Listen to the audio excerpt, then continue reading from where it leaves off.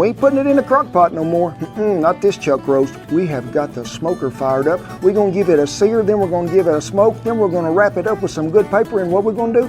Make it tender and save you some money and get the most flavor out of it. Come on, I am firing up the grill and the smoke is rolling.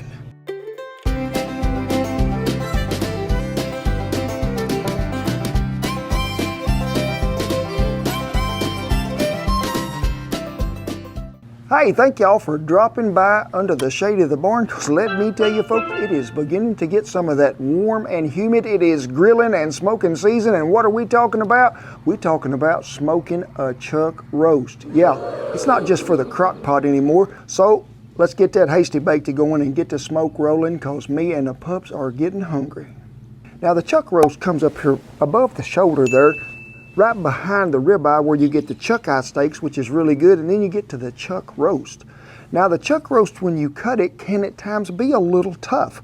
But folks, we're gonna take care of that for you, and I'm gonna show you what you do to get the most tender piece of meat you can find. Now, when you go to the grocery store now and you look in the butcher's case, there's all kinds of roast laying out there. Pot roast, arm roast, chuck roast, hey, neck roast, it's all there. So look for something. I really like a chuck roast because most of the time they're about 1.5 to 1.75 inches thick. This one weighed about 2.6 pounds. Look in that butcher's case. If you don't see one laying there, don't be afraid to ask that guy. Just say, hey, guy with the knife and the white apron on, reckon you could get me a fresh chuck roast out here so I could take it home? I'd like one weigh about 2.5 to 3 pounds.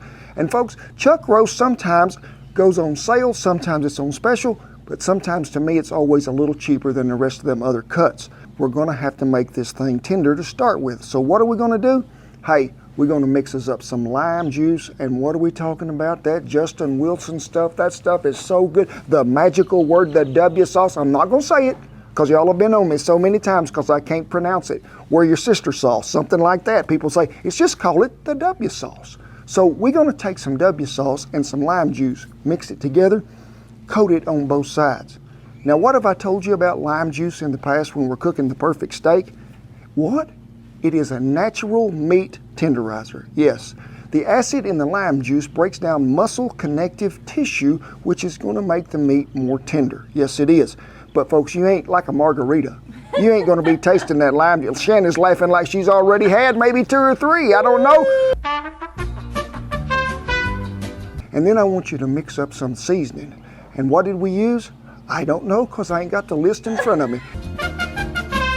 Now folks, after you got it rubbed down with that W sauce and that lime juice, I need you to take some of our original seasoning and put it in a little mixing bowl. Then I want you to add you some coarse ground black pepper, some onion powder, some garlic powder, and a little bit of dried mustard, and mix it really well. And then I just want you to coat it everywhere. What is the most common mistake that people make when they're cooking a pretty good piece of meat? I know. Do you know, Shannon? I do know, because Okay. I've watched Kent Rollins' video. There you go. It is under-seasoned and overcooked. Always be mindful of that. So when you get all that seasoned really well, I need you to put it in a little old baggie, zip it up, put it in the ice box. You need to do this about 4 hours ahead of time, because we're gonna let it sit in the ice box about 3. Then we're gonna go out there and preheat that grill on that 3rd hour, oil, clean, and we're gonna let this come to room temperature. So let's go get this hasty baked smoker rigged up to go, because we're fitting to throw a piece of meat on there and go to town. We are. Now that don't mean we're gonna drive off. That's Cowboy for me. We finna hurry up and get her done because I'm hungry. So come on over here to the smoker. Well, I wanna just show you something in here. All the coals is down here on this end. Indirect heat or direct heat. Indirect, away from the fire. Direct, over the fire. Now, I have opened the little door, and whew, that son of a gun is some of that hot, I'll tell you for sure. You can see I got the fire raised up really high in here. I'm this far from the grill grates. We can't be smoking on that. Well, folks, first I want to sear it good. Then we're going to put it back over and get a little smoke bath. Let's see, can I shut that pretty quick without it burning my fingers? Oiled and cleaned it is, so what happens next? On go the chuck roast. And I think there might be a sound. Yeah, I like to hear that little sizzle when it hits. What are we gonna do? We're gonna crank that fire up even closer. Right now, I am nearly pi r squared, 2.54 centimeters from the fire I am, and I learned that in algebra class. So You're gonna just really get this a good sear, maybe 4 minutes each side, and then we'll slap it back over here on the indirect side, let it down all the way, add us some applewood and mesquite to that Fogo oak, and we'll be good to go.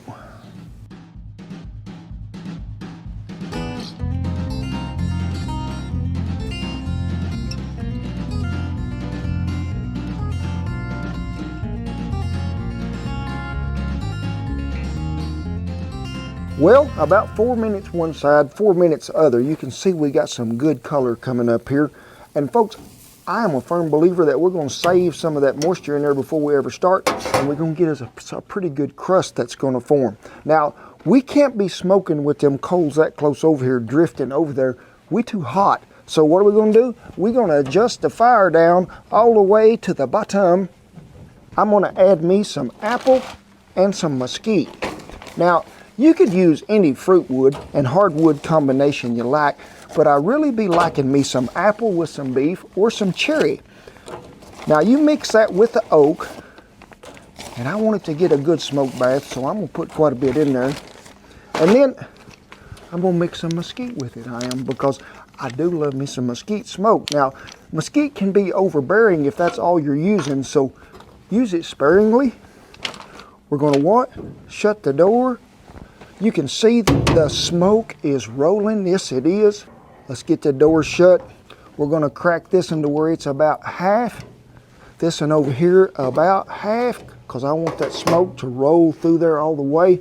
And we're probably gonna let this go 45 minutes to an hour till we get an internal temp of about 155 to 160. Then we'll break out the goodness, we will. So don't leave me right yet. You'll miss out on what's happening. Well, we've been on about 52.5 minutes according to the Sun and Duke's watch, and we have reached an internal temp of the meat of about 155, and you can tell that good smoke as give it a good coating. So let me see, can I get it picked up and bring it right over here before the beagle get a chance to steal it? Ooh. That's pretty. And don't that look awful pretty laying up in there like that? And look here what we got for it to sleep on. Some of that pink butcher wrap paper. And what's this gonna do? Seal in all that moisture that's trying to ease right there out of that. Did you see that? That glistening effect that makes mouth watering good it does. So I need you to take some of that Kerrygold butter, and I just need you to put a little tad right here and a little tad right there, if it'll come off my finger. Big says, did somebody say butter? And then look what was growing right out here by the barn. Some thyme. I just need you to sprinkle just a little on there. And if you can get that fresh thyme, If not, I don't mind you using the dried. But get you some, put her on there. And this is the kind of Christmas present I'd like to got to unwrap under the tree. So I just like to fold mine over, give it a good crease there. Fold her back over this way. Make sure it's tight, okay? And then just like wrapping them Christmas presents. Because what are we doing? Sealing all that moisture and all that flavor in. Turn her right back around here. And I want you to notice something here in a minute as we do this. Now, I'm going to leave it just like this, and guess what? I'm going to turn it over, because when we finish, we're going to wrap to where that's back on the bottom. So, back we go, wrapping again. We're going to Double wrapped it. The double wrap's going to keep this well insulated and not let any of that flavor and juice seep up on out of there. And this is going to be the bottom side, the side that we put on last. So we got her here. There's our top side that we started with. Give that a good creasing, and guess what? It goes back to the fire. You can tell, folks, there ain't a whole lot of coals left in there because we didn't have much to start out with. So we're going to add a few more of them to it, because remember, now we got it sealed. We ain't after the smoke. We're just after that low and slow constant temperature. Now, if you ain't got a temp gauge on your smoker, I need you to get one that you can place in there and keep an eye on it, because we want to run 250 to about 275. Now, I'm going to put a deflector shield on this one to help hold that heat temperature down just a tad. And we'll check them coals accordingly as we begin in this cooking process, because that chuck roast, we're probably going to cook about an additional 2.5 to 3 hours to just let it get there and just fall. I mean, so good and it's tender. You could eat that without your dentures, Shan. Yes, you could. Always due to that good steaming effect and that moisture that paper's locking in from the good folks at the Reynolds Kitchen. Well, wrapped up like she needs to be, like a Christmas present under the tree. What are we going to do? We ain't said that under the tree. We said that on the smoker. Yes, we are. Remember that the side that we put on first, that is the side of the paper that becomes the top, because we double wrap that all the way around. That seals the moisture even better on the bottom. Place it over here, remember, on the indirect side of the coals. Coals is down here, none down here. Shut the lid. We're going to let this thing warm up and see exactly where we're at, see if we need to register that airflow any, because we want to run about 250 to 275 for about 2.5 to 3 hours and let the goodness commence.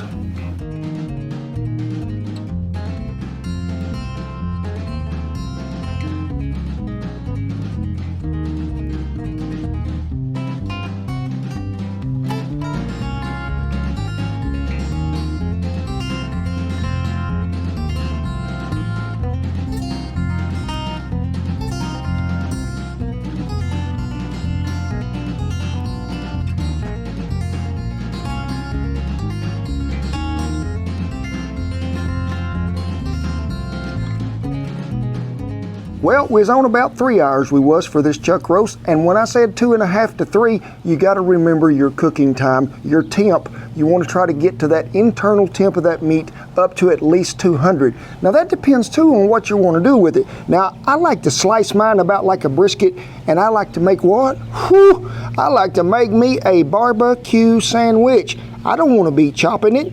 I want to leave it right there. Get me some of this. Look at here, folks. When you cook barbecue sauce a little too long, what does it make? Jam. Barbecue spread. That's what it makes for sure. Slap her right on there. Now you can also take this and you can chop it.